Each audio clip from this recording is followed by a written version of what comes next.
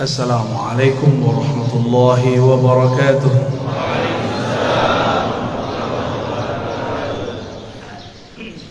Alhamdulillahilladzi bini'matihi tatimmu shalihat. Walhamdulillahi 'adada ma khalaqa fis sama'. Walhamdulillahi 'adada ma khalaqa fil ard. Walhamdulillahi 'adada ma baina dhalik. Walhamdulillahi 'adada ma huwa khaliq. Asyhadu an la ilaha illallah wa asyhadu anna Muhammadan 'abduhu wa rasuluh.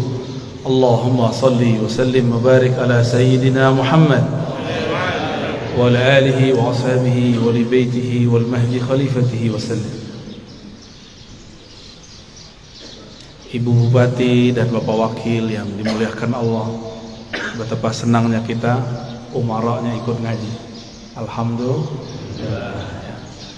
Kalau kata pengantar cukup wakil atau sekdanya, tapi kalau ngaji langsung orangnya. Alhamdulillah. Bapak Ketua Pengurus MUI, Ketua Takmir, para ulama dan jamaah yang dimuliakan Allah. Tidak mudah bangun sebelum subuh, ya. Karena tidak mudah jika dipikirkan pakai akal. Karena bangun waktu subuh, sebelum subuh, itu bukan urusan kita, itu urusan Allah. Oleh karena itu, sebelum tidur minta izinlah kepada yang menghidupkan, yang mematikan. Bismikallahumma ahya wa amut, atau amutu wa ahya, sama.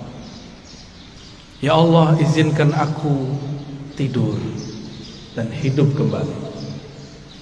Kalaupun bangun dalam nama Allah, maka kita bangun mengatakan alhamdulillahilladzi ahyana. Terima kasih yang telah mengembalikan hidup kami, ya Allah.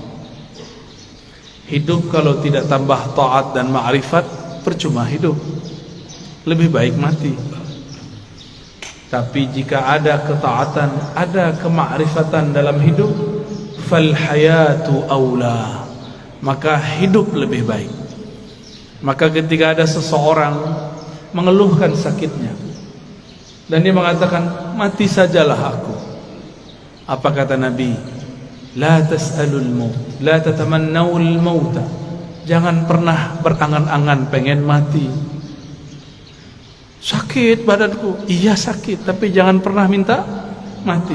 Karena jika engkau mati, inqata'al amal, engkau tidak dapat lagi beramal, ya, engkau tidak dapat lagi beramal. Dan ingat, orang kalau sudah mati, dia harus tetap menyempurnakan ruhaninya. Tapi di alam sana sangat lama dan panjang sekali. Maka mumpung masih di dunia, jauh pun kita kejar, susah pun kita cari. Yang penting mengenal Allah dapat dicapai di bumi, supaya jadi bekal masuk ke alam yang lain. Bapak Ibu yang dimuliakan Allah, kalau pernah keluar negeri atau keluar kota, kalau kita tamu dari yang punya kota, kita disambut. Tidak perlu diperiksa, benar gak? Cukup ditandai, oh si anu orangnya. Tapi kalau kita tidak kenal dengan yang punya kota, maka kita diperiksa. Alam ini dicipta karena Allah cinta kepada baginda Rasul sallallahu alaihi wasallam. Jika seseorang kenal Allah, kenal Rasulullah, maka dia masuk ke alam ini hormat kepadanya. Dia masuk ke alam barzakh, yang jaga alam barzakh pun respect kepadanya. Jika dia masuk padang mahsyar, maka yang di padang mahsyar pun melindunginya. Kita mau datang ke satu tempat, kenal penguasanya, dijaga tidak? Dijaga. Yang jadi raja, pemimpin di alam semesta, itulah baginda Rasul sallallahu alaihi wasallam. Beliau bergelar Sayyidul Alamin, penghulu alam semesta. Apabila saya kenal Rasulullah sallallahu alaihi wasallam, maka ketika di alam barzakh Rasulullah lah yang menyambut. Tapi kalau kenalnya baru imam, lumayan, imam itu nanti yang akan sambut. Kalau kenal Allah, pasti kenal Rasulullah. Tidak ada orang kenal Allah kecuali lewat pintu Rasulullah. Maka ma'rifat, mengenal, ada dua jalur. Ada ma'rifat Muhammadi, mengenal dengan jalur Nabi Muhammad. Ada ma'rifat Azaziliyah, Iblisiyah, ada mengenal jalur iblis. Kenal juga, tapi kenal dengan cara yang tidak benar. Allah Subhanahu wa ta'ala mengatakan, Qul in kuntum tuhibbunallah fattabi'uni. Katakanlah, jika engkau betul cinta kepada Allah, maka ikutilah jalanku, ikutilah aku, ikuti Rasulullah sallallahu alaihi wasallam. Maka banyaklah kelompok yang mengaku dialah yang paling ikut Rasulullah sallallahu alaihi wasallam. Yang diikut bukan model baju, yang diikut akhlak yang punya baju. Kalau model baju berubah-ubah per zaman. Ini bajunya kurang sunnah nih sebagiannya. Rasulullah itu suka pakai baju impor. Percaya tak? Baca Sahih Bukhari. Rasulullah selalu pakai baju dari luar negeri, dari Bahrain. Beliau tinggal di Madinah. Dari Persia, dari Romawi, dari Yaman, dari Mesir, dari Syam.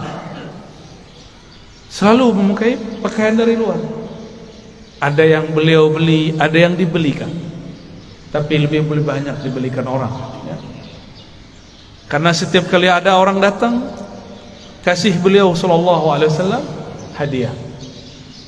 Bahkan dalam hadis yang sangat masyhur, ada seseorang memberi hadiah kepada Nabi sallallahu alaihi wasallam.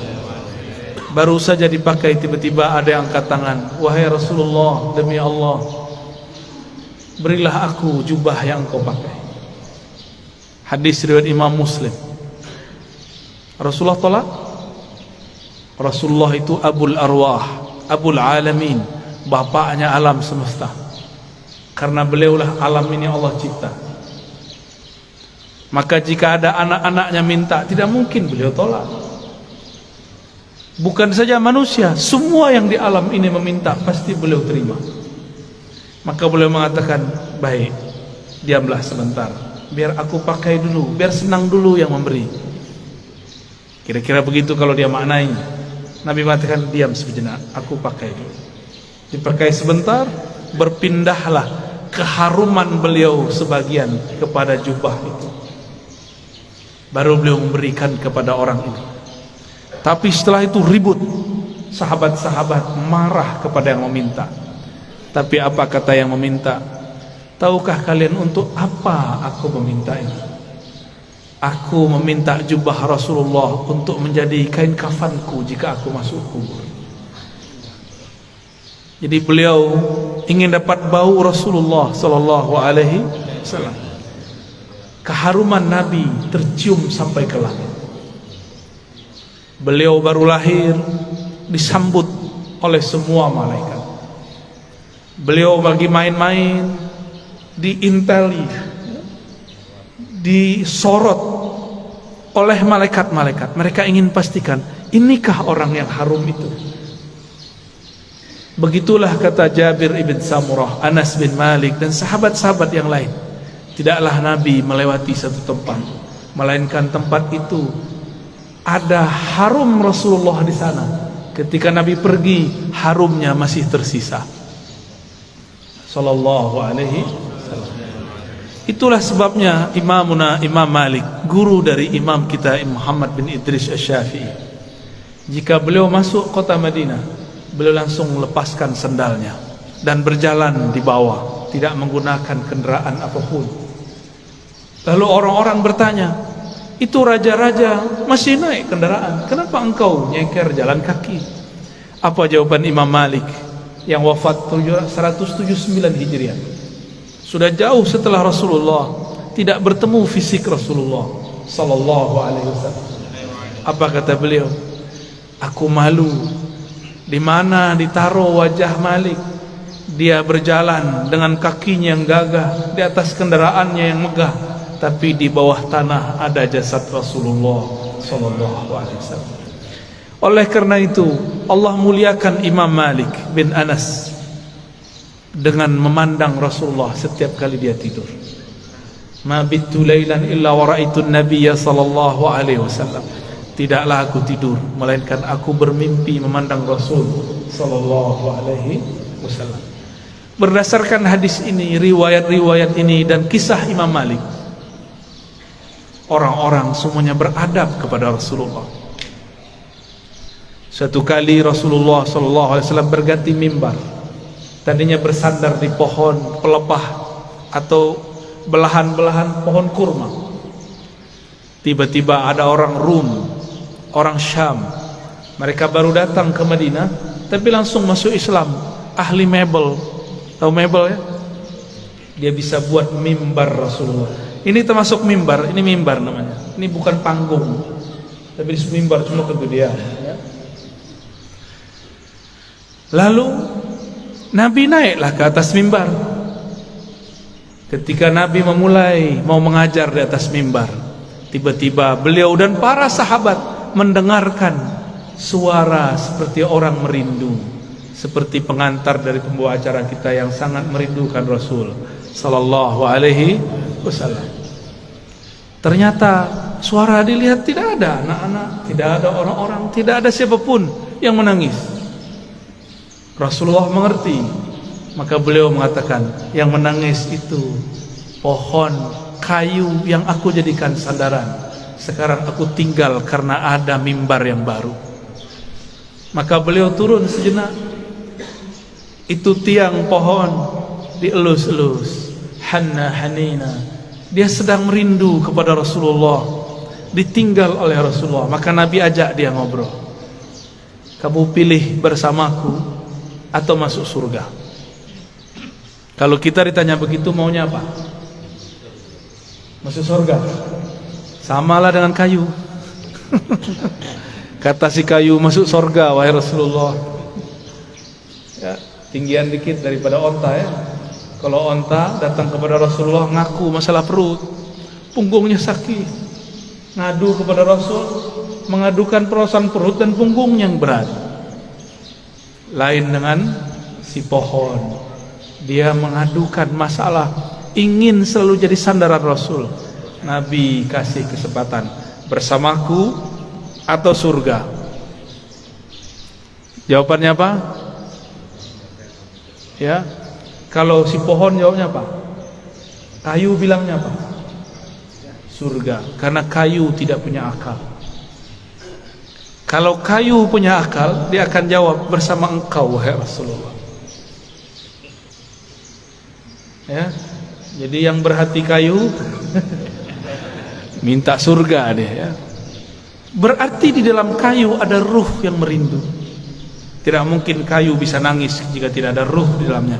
Maka di sini ada ruh. Ada ruh. Di alam semesta ada ruh. Kalau bahasa kawan-kawan ilmu pengetahuan, ada energi. Di alam semesta ini bertebaran energi-energi yang aktif, elektromagnetik kata orang, dan itu tarik menarik. Apa yang membuat dia paling tertarik? Yaitu sosok baginda Rasul sallallahu alaihi wasallam, atau siapapun yang terhubung kepada Rasulullah sallallahu alaihi wasallam. Maka datanglah seseorang kepada baginda Rasul sallallahu alaihi wasallam, minta izin untuk cium tangan dan kakinya. Ada lagi orang datang karena tidak ada Rasulullah sudah dikubur. Maka datanglah kepada khadam Rasulullah, pelayan Rasulullah, Sayyidina Anas. Orang ini mengatakan, ya Anas, manakah mata yang dulu mata itu memandang Rasulullah? Izinkan aku mengecup matamu. Ada lagi yang datang kepada Jabir, datang kepada sahabat-sahabat lain, mengatakan, manakah tangan yang dulu tangan engkau pernah bersentuhan dengan tangan Rasulullah sallallahu alaihi wasallam? Izinkan aku mengecupnya, memegangnya. Begitu dulu mereka merindukan Rasulullah sallallahu alaihi wasallam, yang tidak dapat memandang, memegangnya, maka pandanglah siapa yang pernah memandangnya, sallallahu alaihi wasallam. Tiadalah mukmin memandang Rasul sallallahu alaihi wasallam kecuali bertambah cintanya. Tiadalah kafir memandang Nabi kecuali bertambah kufurnya. Tiadalah munafik memandang Nabi sallallahu alaihi wasallam kecuali bertambah kemunafikannya. Maka memandang Nabi pun bukan tanda orang itu selamat. Dengan apa dia memandang? Abu Jahal pandang Muhammad bin Abdullah atau Muhammad Rasulullah. Siapa yang dipandang oleh Abu Jahal, Abu Lahab? Muhammad bin Muhammad, anak saudaraku. Dia tidak pandang Muhammad Rasulullah sallallahu alaihi wasallam. Satu kali Jabir ibn Samurah diajak jalan-jalan oleh Rasulullah sallallahu alaihi wasallam. Sampailah di satu tempat. Tiba-tiba ada seorang ibu-ibu membawakan anak kecil, mengatakan, "Wahai Rasulullah, anakku diganggu jin setiap hari." Lalu Nabi cukup pegang dada itu si anak, ditepuk-tepuk. "Wahai musuh Allah, keluarlah. Ya aduwallah, ukhruj." Cuma begitu beliau meruqyah, keluar itu setan. Kalau kita sudah baca Al-Baqarah, sudah khatam, enggak keluar-keluar jinnya. Ya, sahih. Belum baca ayat kursi. Apa yang salah? Bukan ayat kursinya kurang sakti, kau kurang yakin. Ya. Itu masalahnya. Rasulullah SAW sumber keyakinan, maka tidak perlu baca-baca. Beliaulah Al-Quran yang berjalan. Ketika Sayyidah Aisyah mengatakan akhlaknya Rasulullah adalah Quran, berarti Rasulullahnya apa? Jika akhlaknya Quran, sifatnya apa? Jika akhlaknya Quran, namanya apa? Jika akhlaknya Quran, zatnya apa? Yang punya akhlak itu dirinya siapa? Tentulah ia hakikat dari Al-Quran itu sendiri. Maka jika Rasulullah meruqyah orang cukup sentuh hilang. Kita sudah hembus 10 kali enggak hilang-hilang, karena merasa pintar, ya? Tidak melalui Rasulullah sallallahu alaihi wasallam. Dulu ada makhluk paling hebat di langit dan kemudian menjadi penguasa surga. Dia bergelar Harisul Jannah atau Khazinul Jannah, pemegang kunci surga. Sayang tidak pernah solawat kepada Rasulullah SAW. Bagaimana dia mau solawat? Ternyata kadang-kadang orang itu diuji dengan orang yang paling dia benci. Iblis diuji untuk solawat kepada makhluk keturunan dari orang yang dia paling benci. Siapa yang paling dia benci? Nabi Adam. Nabi Adam punya keturunan namanya Muhammad bin Adam. Masih ingat kisah Nabi Musa didatangin iblis? Ya. Apa kata si iblis? Musa, aku mau taubat nih. Jadi iblis pernah sadar sebentar, ya. Itu sadarnya iblis pertama kali. Mus, mau taubat nih gimana nih? Apa kata Nabi Musa? Oh gampang. Nih saya tunjukin jalannya. Dulu perintah yang disuruh kepada engkau masih berlaku. Apa itu? Sujudlah kepada Adam. Tuh, saya tunjukkan itu kuburnya. Sujudlah kepadanya. Iblis matanya langsung nyala. Dia bentak Nabi Musa. Musa, engkau main-main. Dia hidup pun aku tidak sujud, apalagi sudah bau tanah. Tambah sombongnya. Maka tidaklah setiap hari memandang iblis kepada kekasih Allah kecuali bertambah kekufurannya. Aba wastakbara wa kana minal kafirin. Enggan, sombong, dan dia selalu kafir. Maka kana di situ bahasa Arab yadullu 'ala tsubut wal dawam, menunjukkan itu tetap dan selalu begitu. Maka kana tidak berarti selalu past tense, dia telah, tapi dia selalu. Maka jika ada orang yang cuma mengajarkan zikir, hati-hati, pasti sesat, pasti sesat. Zikir itu panas, dalam zikir itu ada energi ilahiyah, ada nur tapi hard. Itulah sebabnya zikir itu bisa menetralkan banyak hal. Bismillahilladzi la yadurru ma'asmihi syai'un fil ardi wala fis sama'i was-sami'ul 'alim. Dengan nama Allah. Ini enggak usah datang ke dukun ya, amalkan ini. Mau diserang-serang dalam politik ya, kali Bu Bupati, Pak Wakil diserang orang, amalkan ini pagi sore, satu napas. Bismillahilladzi la yadurru ma'asmihi syai'un fil ardi wala fis sama' wa huwas sami'ul 'alim. Ini langsung turun dari langit. Ini lafaz ini langsung turun dari langit. Diajarkan Rasulullah SAW kepada sahabat.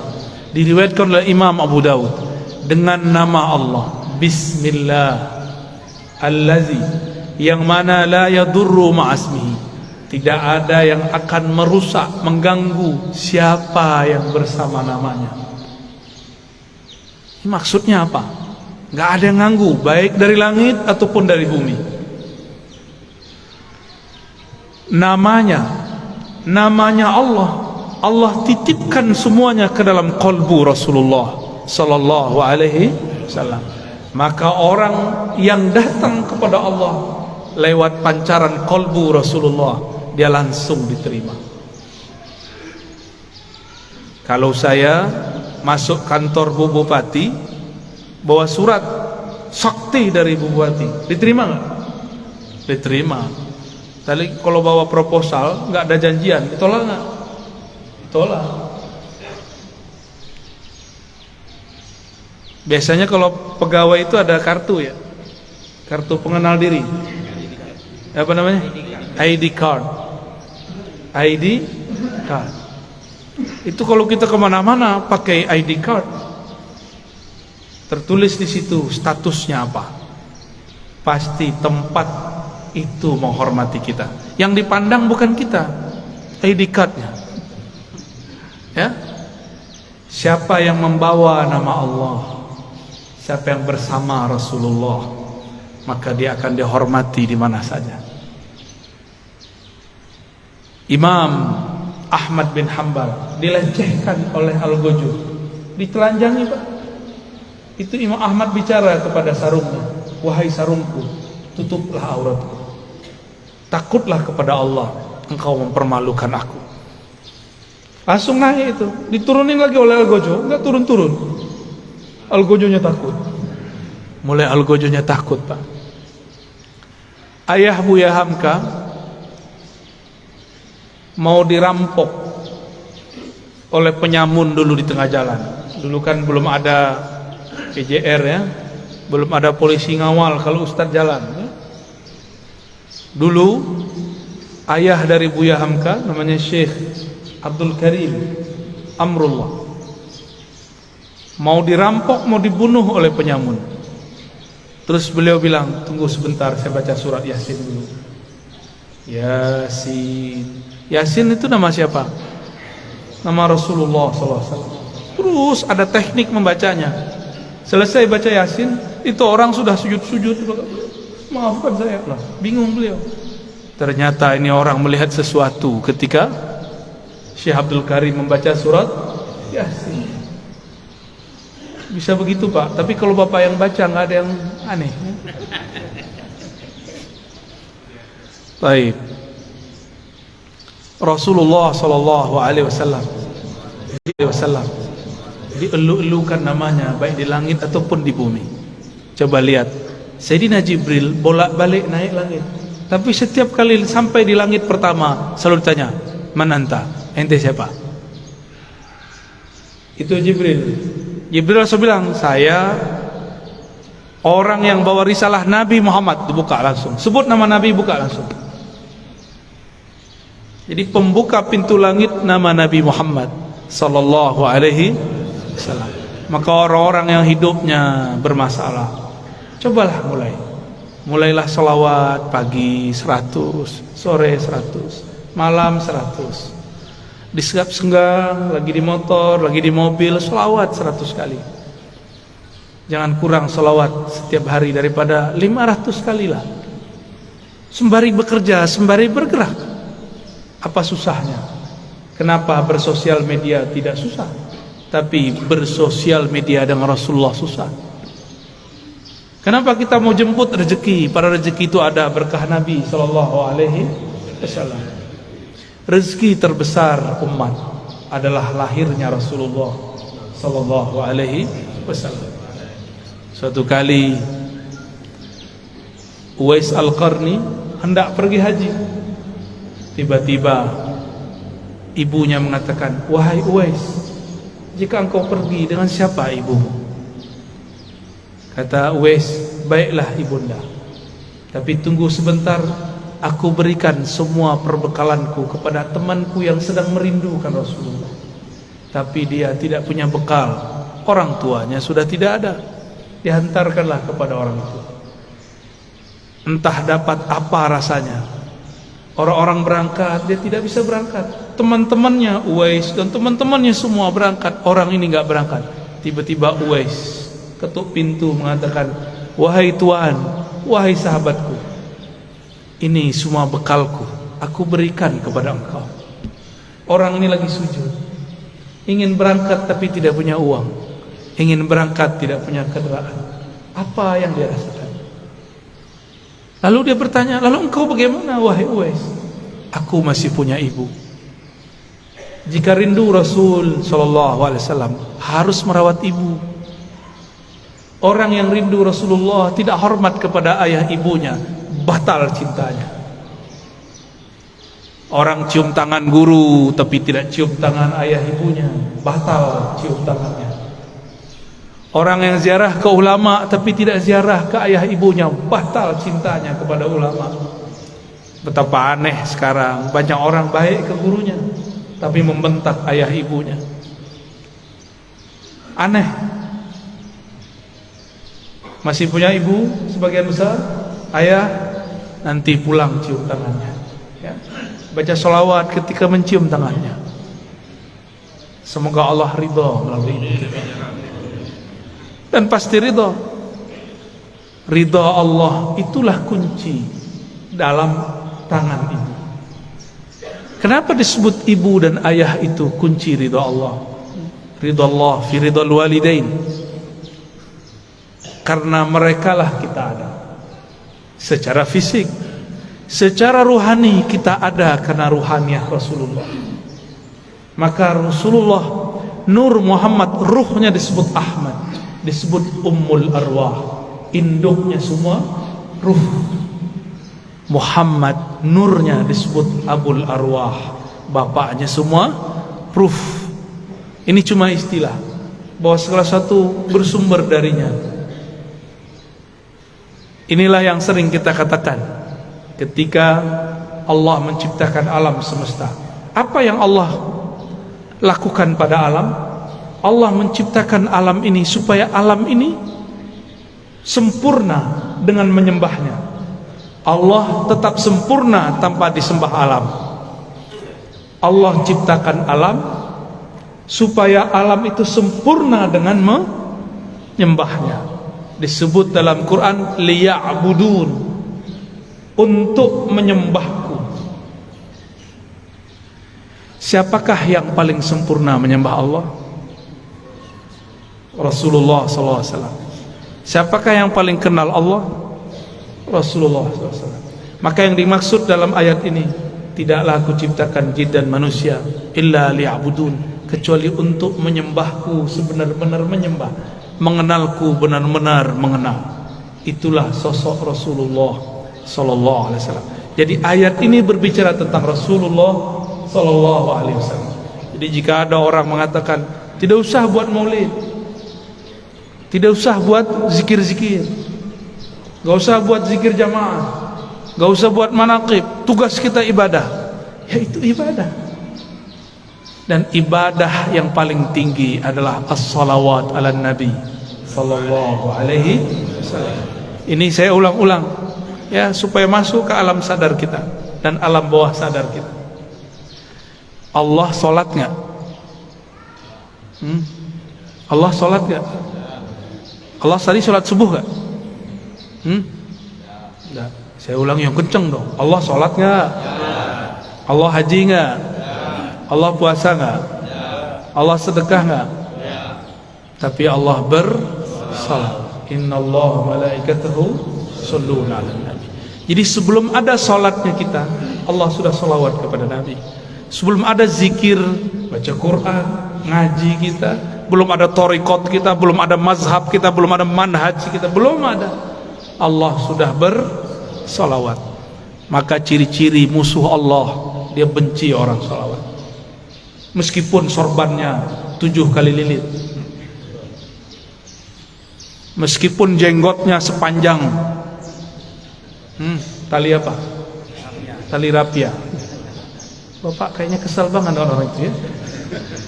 Korban sepertinya ini ya. Nggak ngaruh ya. Tidak ngaruh, tidak berpengaruh. Bapak Ibu yang melakukan Allah, karena salawat itu adalah fiilnya Allah. Salawat itu apa? Apa arti fiil? Kerjanya Allah. Dengan salawat itulah Allah menciptakan alam. Salawat itu artinya cinta dan kasih sayang. Maka kalau kita salawat, Allahumma salli ala sayyidina Muhammad, apa artinya? Ya Allah, sampaikan cinta, salam, kasih sayang kepada baginda Nabi Muhammad. Jadi salawat itu jangan pakai terjemahan biasa. Ya Allah beri salawat ke Nabi Muhammad. Itu bukan memaknai, itu namanya translate, menterjemah. Berselawatlah dengan rasa. Berselawat dengan rasa. Kita mengatakan, Ya Allah, baligh salami wa salati ala sayyidina Rasulullah. Sampaikan salamku, rinduku, cintaku kepada Rasulullah sallallahu alaihi wasallam. Kalau sudah cinta, apapun yang disuruh, yang dimintanya, mau nggak? Dulu kita belum kenal orang, ngasih 500 aja susah.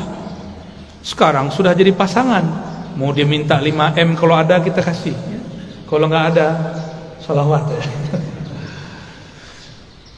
Jamaah subuh yang diberkahi Allah, bahkan subuh ini ada karena salawat kepada Rasulullah sallallahu alaihi wasallam. Was-subhi idza tanaffas. Begitu ayatnya. Demi waktu subuh yang berhembus, yang bernafas. Jika Allah tidak bernafas dengan salawatnya, maka bunyi nafasnya Allah salawat kepada Rasulullah sallallahu alaihi wasallam. Maka niatkan hidup ini untuk bersalawat kepada Rasulullah. Inilah yang disebut takhallaqu bi akhlaqillah. Tirulah fiil-fiilnya Allah. Tirulah akhlaknya Allah.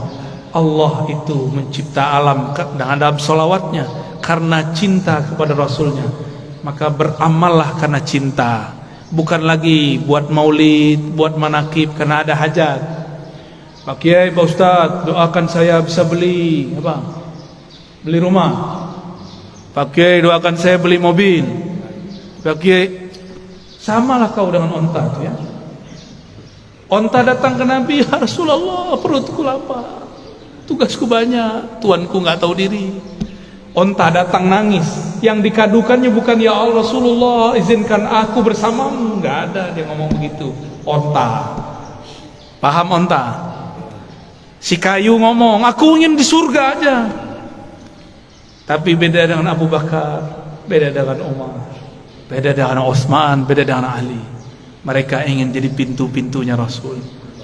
Maka ujung dari pintunya Rasulullah, pintu terdekat Sayyidina Ali. Apa kata beliau? Aku kota ilmu, Ali lah pintunya. Maka tiada satu mazhab, satu manhaj, satu aliran, satu pemikiran yang sahih kecuali sanadnya bersambung kepada Sayyidina Ali. Tapi syaitan tidak tinggal diam.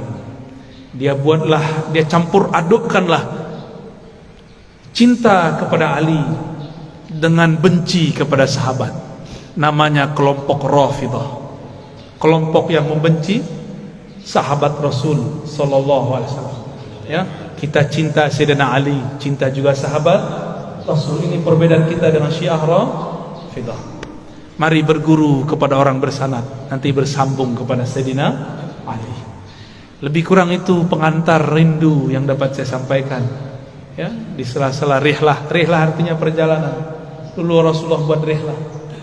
Insyaallah kalau lain kesempatan kita teruskan. Ada tanya jawab? Baik, tafadhal. Mungkin kita batasi untuk subuh ini 3 orang penanya saja. Pertama Abu Isa sedang masalah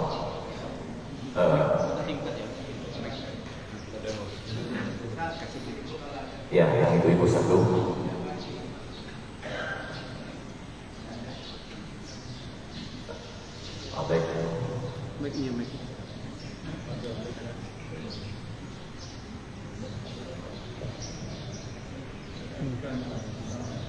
Pertanyaannya singkat ya Pak.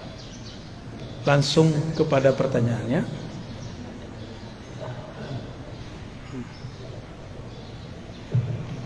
Assalamualaikum warahmatullahi wabarakatuh. Assalamualaikum. Sebelumnya kami ucapkan marhaban bidurikum ya. Marhaban bik. Kota kelahiran. Semoga poin selanjutnya Allah Subhanahu wa taala. Amin ya rabbal. Pertanyaannya terkait dengan penciptaan Allah, apanya Allah punya.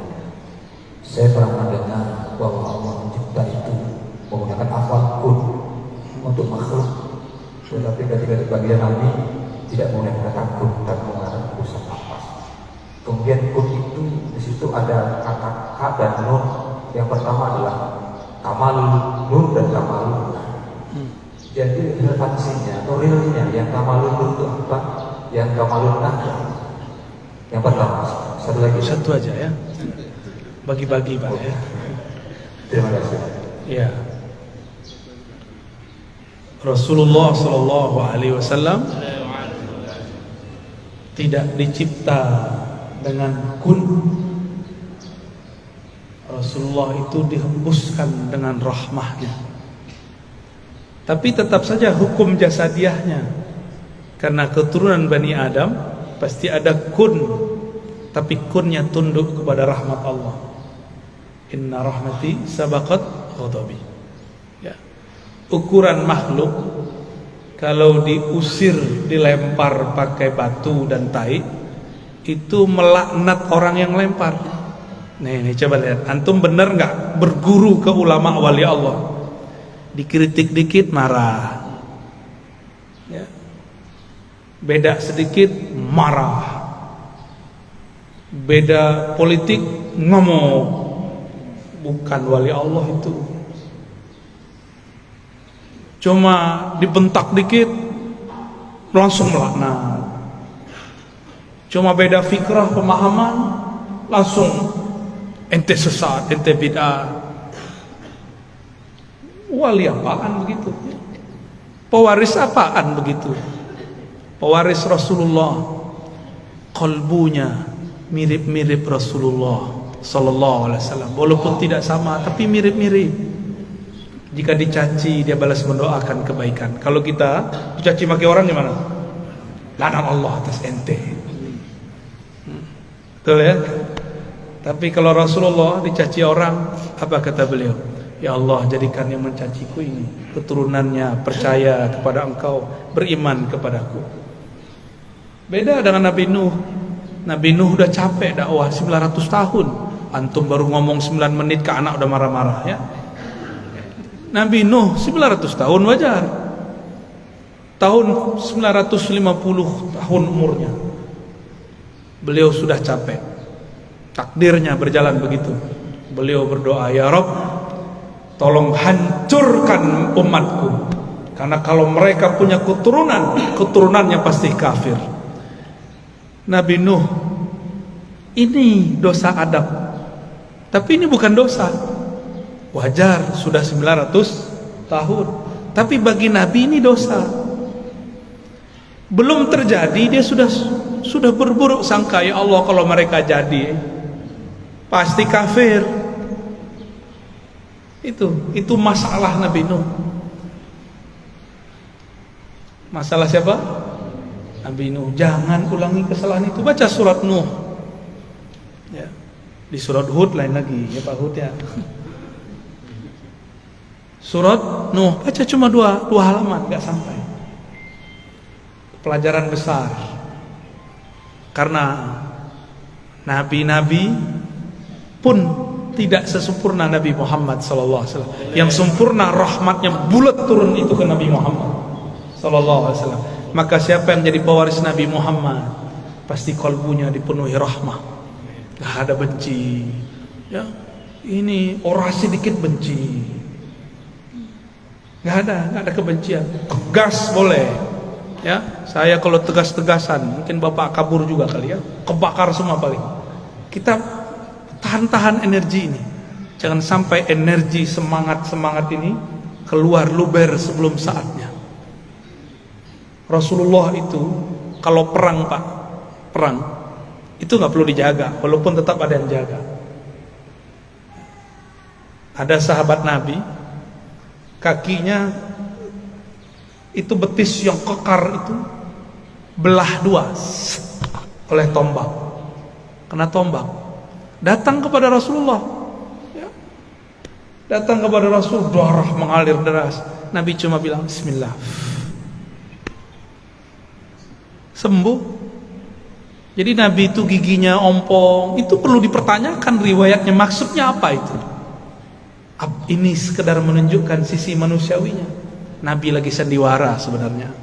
Nabi ini suka begitu. Nabi itu orang yang paling pintar memerankan kelemahan. Karena kunci-kunci ada pada dia. Orang yang punya aset-aset hebat tidak mungkin sombong, karena khawatir nanti ketahuan. Kata Rasulullah, inni khabba'tu du'ai. Setiap nabi punya doa mustajab. Tapi aku inni khabba'tu du'ai, da'wati. Aku simpen doaku itu. Rasulullah ternyata enggak keluarkan di sini. Keluarkan nanti di hari kiamat. Doa yang harusnya jatah Rasulullah di sini, beliau simpan nanti untuk kita di akhirat. Beliau tidak egois. Maka ulama pewaris Rasulullah tidak egois. Jika ada yang nyerang dia tidak ngamuk. Bapak bid'ahkan saja. Bapak katakan saya sesat, katakan saja. Saya tidak akan balas dengan kata-kata yang sama. Saya malu kepada Rasulullah sallallahu alaihi wasallam. Maka saya mengajak kepada para kiai, para ulama, habaib, malulah kepada Rasulmu, malulah kepada kakekmu. Kakekmu tidak emosional, kok engkau emosional. Kakekmu penuh dengan kasih sayang, kok engkau penuh dengan kebencian. Berdakwahlah dengan manhaj kakekmu. Bermazhablah dengan mazhab qalbu beliau, mazhabur rahmah. Maka bernamalah Rasulullah rahmatan lil, rahmat bagi alam. Bahkan orang kafir pun dapat rahmat Nabi, apalagi orang yang percaya. Jadi musuh kita nanti bukan di luar Pak. Dajjal itu gampang bagi Imam Mahdi. Musuh kita paling berat sesama muslim saling mengkafirkan, sesama muslim saling benci. Maka Nabi mengatakan, bukan Dajjal yang aku khawatirkan, tapi kalian sesama kalian itu yang aku khawatirkan. Itulah yang Nabi baca di takdir kun. Kamal nur, kamal nar, ada dua-duanya Pak. Meleset dikit jadi nar. Nar itu membakar, nur itu menerangi. Di dalam diri semuanya ada. Di dalam diri kita ini ada nuskhah nuriyah, ada nuskhah nariyah. Dalam diri kita ini ada lembaran cahaya, ada lembaran api. Kita mau pakai yang mana? Jadi kita ini berlawanan, terus melawan itu. Inilah maksud Nabi SAW mengatakan, inna a'daikum ma baina janbain. Ya. Dosamu yang paling besar bukan dosa musuhmu yang paling gawat, bukan Dajjal, bukan iblis, tapi yang ada di dalam dirimu. Ulama kalau ego pakai ayat. Politisi kalau sudah ego, manfaatkan ahli ayat. Ya, saya yakin bupati dan wakil jauh dari itu ya. Amin ya rabbal alamin. Ya. Udah itu dulu deh. Satu. Ya. Siapa? Ibu-ibu ada? Ada. Bismillahirrahmanirrahim. Assalamualaikum warahmatullahi wabarakatuh. Allahumma ya Ahad salli ala Ahmad, Allahumma ya Ahad salli ala Muhammad, Allahumma ya Ahad salli ala Muhammad dari Badri Ahad. Amin. Alhamdulillah pada malam hari ini, pada subuh hari ini kita bisa bersama ya. Langsung saja pertanyaannya ya tentang masalah abul arwah. Kalaulah di dunia ini kita mempunyai bapak jasmani kita kan, kalau kita rindu berkasih sayang atau kasih yang mudah kita untuk menemuinya. Lalu bagaimana akses kita untuk menemui atau berkasih sayang atau merindu dengan abul arwah kita tersebut? Ya. Baik. Demikian. Assalamualaikum warahmatullahi wabarakatuh. Assalamualaikum. Caranya dengan hadis Nabi, tuba liman ra'ani wa liman ra'a man ra'a man ra'a man ra'a man ra'ami 1000 kali. Kalau Nabi mau, Nabi teruskan sampai 1000 kali.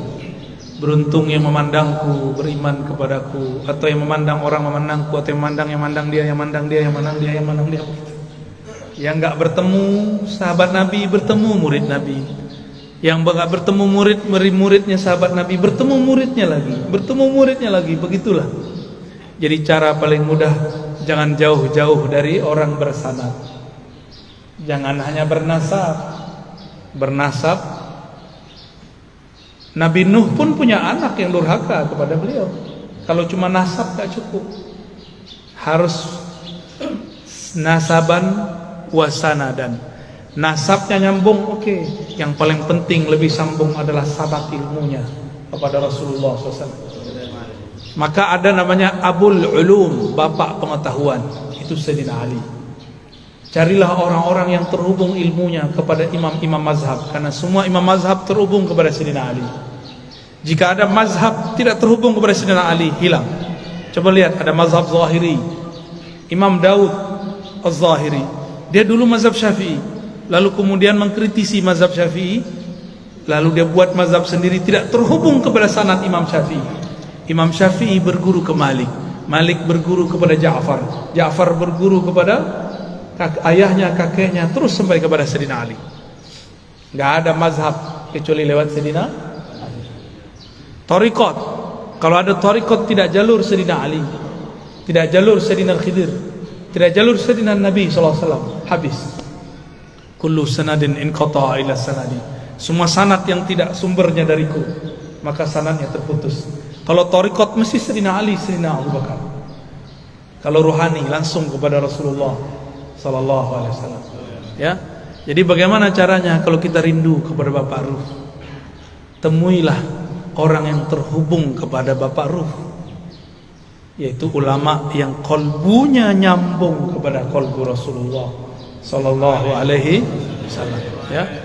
Karena ini zamannya sudah mulai krisis, cari orang bersanad, orang bertarekat, orang berijazah. Orang yang dapat ijazah Quran itu salah satu pewaris Qurannya Nabi. Orang yang dapat ijazah fikih ini pewaris Nabi. Orang dapat ijazah ilmu ma'rifatullah zikir, mereka juga sama. Ahli tarekat sufi, mereka juga pewaris Rasulullah sallallahu alaihi wasallam. Enggak usah langsung saja pakai buku Sahih Bukhari. Itu terputus. Langsung saja ke YouTube. Thariqatnya kita ya, Thariqat al-Yutubiyah. Kalau sudah kenal, sudah ketemu minimal sekali, amalkan saja yang di YouTube-nya, ya. Sah jadi muridnya. Amin, amin, amin. Amin ya Rabbal. Amin, amin, amin. Kabil tuh. Ya. Udah ya? Terjawab? Silakan.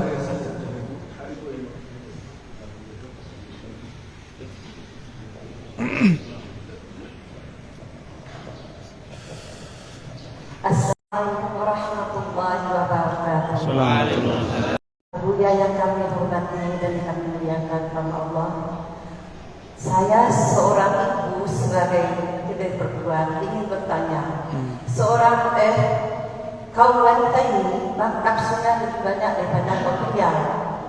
sedangkan pria itu 9, satu sedangkan wanita itu 9. Bagaimana cara untuk menikahi nafsu yang terlalu untuk wanita ini supaya kalbunya bersih?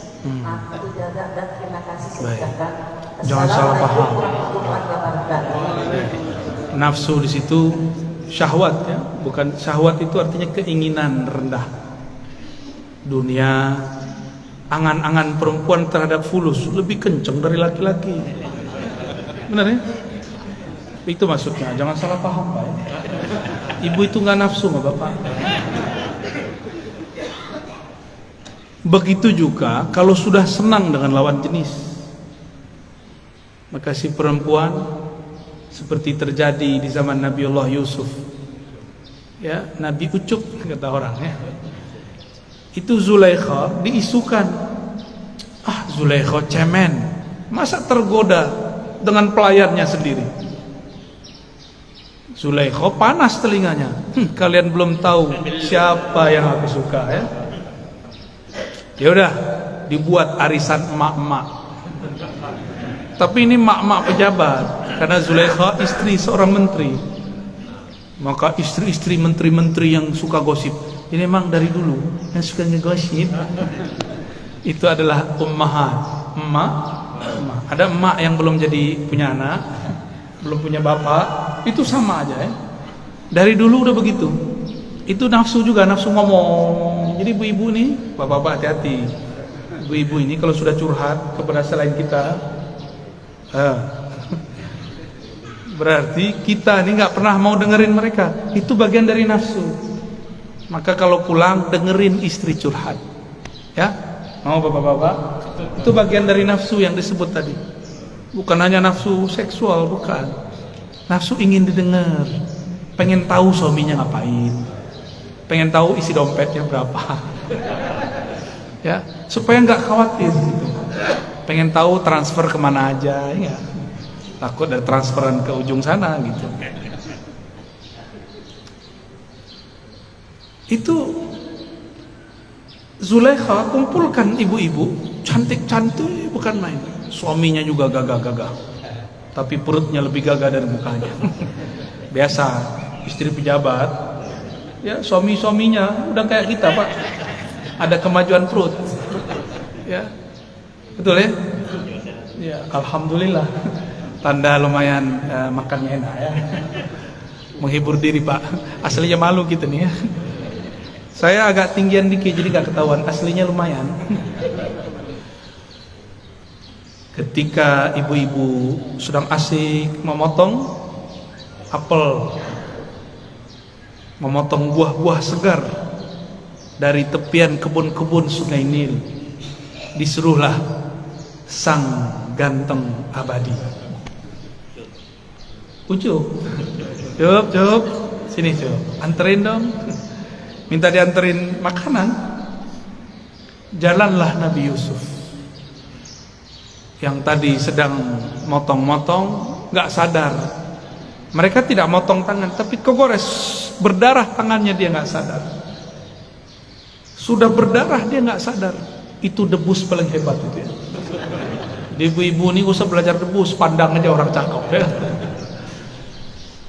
Tiba-tiba Nabi Yusuf dipanggil, mereka semuanya terkagum. Apa kata mereka?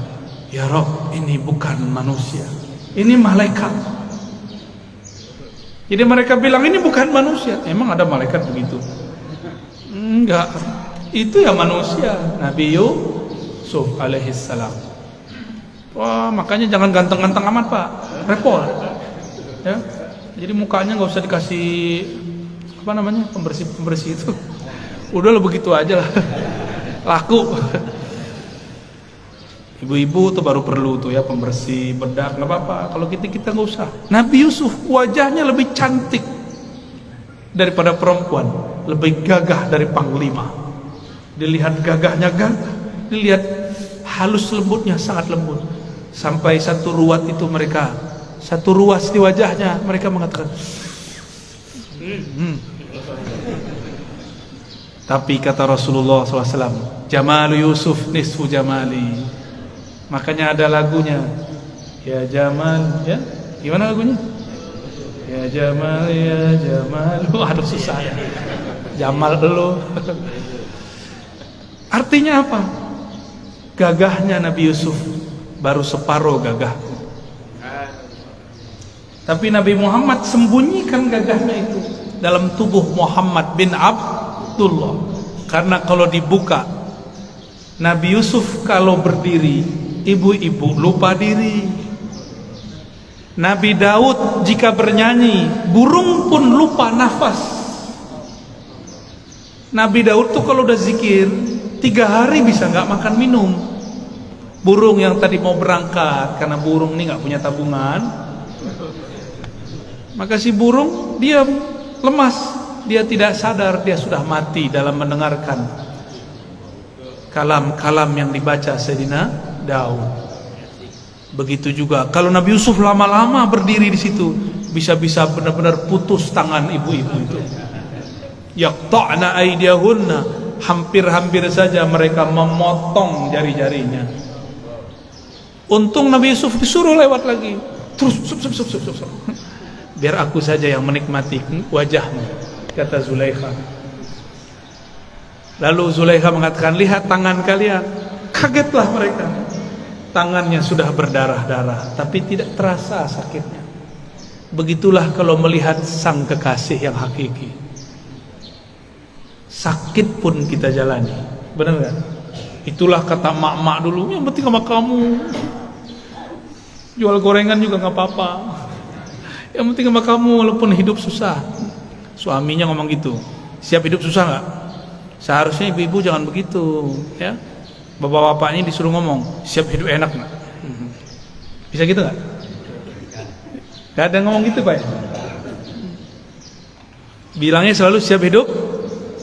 Seharusnya bukan begitu. Siap membersamaiku, susah senang. Itu baru suami keren Pak. Masa hidup ngajak susah? Ya, jadi kalau bapak-bapak ini mau menikah lagi, ngomongnya gimana? Dia amin lagi. Gimana ngomongnya? Siap hidup bersamaku, senang ataupun susah, berjuang bersama. Begitu. Sok-sok bisa berjuang lagi susah ya. Paling juga cerai. Jika Nabi Muhammad tampilkan semua keindahannya, maka tiada sahabat yang berani berjalan di depan Nabi, hidup makan depan Nabi, nggak ada yang berani. Imam Malik dibukakan Allah rahasia Nabi, nggak berani jalan pakai sandal, nggak berani jalan pakai onta, pakai kuda. Imam Malik. Kita kan nggak sadar hak makom guru kita. Ya. Kalau tahu nggak bakal berani Pak. Ya. Guru-guru kita itu disegani di langit sana. Cuma kalau dia kata-katanya kasar, dibenci di langit sana. Orang yang paling disayangi di langit, orang yang paling sayang di bumi. Ar-Rahimun yarhamhum Ar-Rahman. Orang yang penyayang disayangi Rahman, pemilik aras, pemilik langit bumi. Irhamu man fil ard yarhamukum man fis. Sayangi yang di bumi, yang di langit pasti sayang kepadamu. Maka ada rumusan kaedahnya. Yang paling disayang di langit oleh malaikat dijadikan gosip. Jadi malaikat suka gosip Bu. Kalau ibu sayang kepada makhluk, maka kalau ada kucing kasih makan, ada anjing kasih makan, jangan ditabrak ya. Kalau semut jangan dibunuh kecuali sudah mengganggu ya. Nabi mengatakan, laula annal kilab ummatun minal umam la amartu bi qatliha. Seandainya anjing itu bukan umat daripada umat-umat. Jadi umat Nabi bukan hanya kita. Umat Nabi, ummah makhluk yang dia muncul dari daripada induk alam semesta, yaitu Rasulullah SAW. Semua itu umat Rasul. Jadi anjing itu umat Rasul, kucing umat Rasul, semuanya umat Rasulullah. Sayangi Pak. Pohon-pohon itu umat Rasulullah. Kalau nggak pohon mana bisa datang kepada Nabi? Nabi kalau lewat, pohon diluk atau diluk, nunduk. Pohon tahu kalau yang datang Rasulullah. Betapa kerasnya hati, lebih keras dari pohon. Rasulullah lewat namanya kita cuek-cuek aja. Sallallahu alaihi wasallam. Lalu bagaimana supaya nafsu tidak besar? Nafsu itu lawannya cuma satu, puasa. Puasa ada dua, puasa zahir, puasa batin. Sesuai hadis yang sahih itu, Nabi mengatakan, jika engkau sedang berpuasa lalu ada orang menyerangmu, mengata-ngataimu, falyaqul inni shaim, katakan aku sedang puasa. Berarti itu puasa batin. Melihat sesuatu yang kita pengen, puasa batin. Ya. Jadi puasakan jiwa, nanti jiwa tunduk kepada akal dan qalbu. Jangan selalu diperturutkan. Ya. Itu Bu palingnya. Jadi ibu-ibu ini punya suami walaupun pakai jilbab, pakai cadar, itu galaunya sama semua. Serius Pak. Nafsunya sama. Mungkin lebih besar. Kolbunya harus bergantung kepada Allah. Cintanya harus lewat Rasulullah. Banyak-banyak solawat di rumah. Undang nur Rasulullah ke rumah. Insya Allah kolbunya lebih sejuk. Ya, karena alam ini kalau tidak ada nama Nabi itu gak beres. Maka masalah apa aja dimasukkan salawat beres. Ada masalah, minta kepada Allah, ya Allah, hambamu sedang masalah. Bukan masalah ini ingin diselesaikan ya Allah, tapi aku khawatir jika masalah ini tidak selesai, kolbuku terganggu mengingat engkau, terganggu bersalawat kepada Rasul engkau. Maka kita minta rezeki bukan karena rezekinya, supaya kita tambah dekat kepada yang memberi rezeki. Kita ini pengen ditunaikan hajat bukan karena si hajat itu, tapi supaya mudah bersalawat kepada Rasul sallallahu alaihi wasallam. Halas? Ada lagi? Ada Pak Buya, satu lagi pertanyaan yang mulia dari Pak Kiai.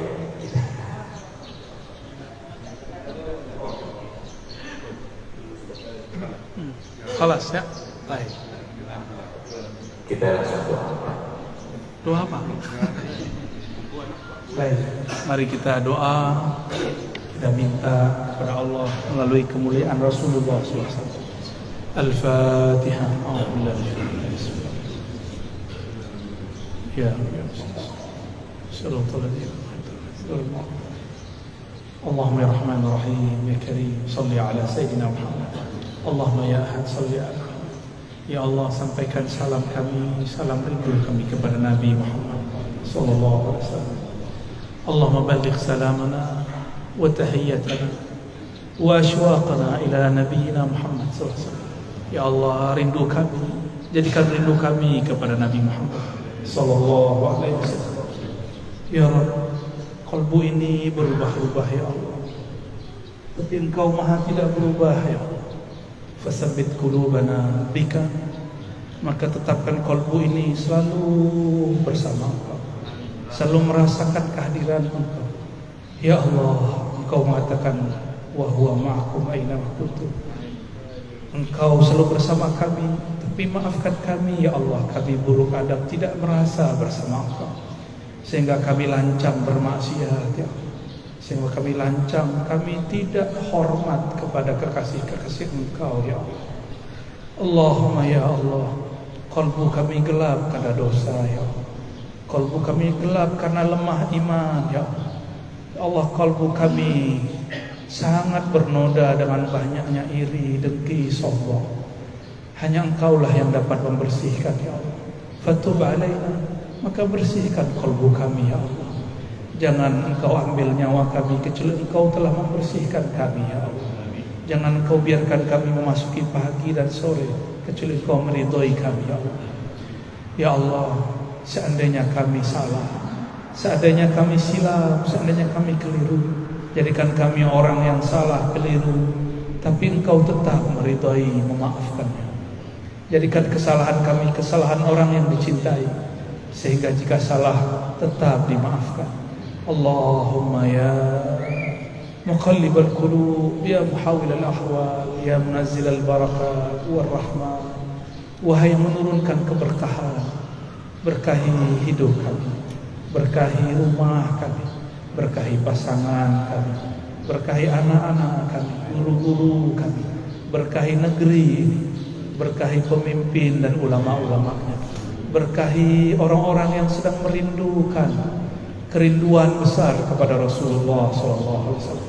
Ya Allah, Engkau Maha mengetahui isi hati kami, apa yang terbersit dalam jiwa kami. Tapi kadang-kadang kami masih membersihkan sesuatu yang tidak pantas untuk kami. Maka ya Allah, tunaikanlah apa yang terbaik untuk kami, bukan yang terbaik menurut kami. Takdirkanlah yang sempurna menurut Engkau, bukan sempurna menurut kami. Jagalah negeri ini, jagalah kota ini, jagalah rumah tangga kami, jagalah anak-anak istri kami, jagalah guru-guru kami, jagalah lebih khusus ya Allah yang hadir di pagi ini. Berkahi yang hadir dengan kalam Rasulmu sallallahu alaihi wasallam, al-barakatu li ummati fi bukurah, keberkahan untuk umatku bagi mereka yang bangun di pagi hari. Allahumma barik lana wa li jami'il mu'minin wal mu'minat wal muslimin wal muslimat. Allahumma rabbana atina fid dunya hasanah wa fil akhirati hasanah wa qina adzaban nar. Wa sallallahu ala nabiyyina Muhammad walhamdulillahi rabbil alamin. Mohon izin. Assalamualaikum warahmatullahi wabarakatuh. Untuk selanjutnya, aku yang akan menyerahkan izin rahmat kepada Ibu Bupati.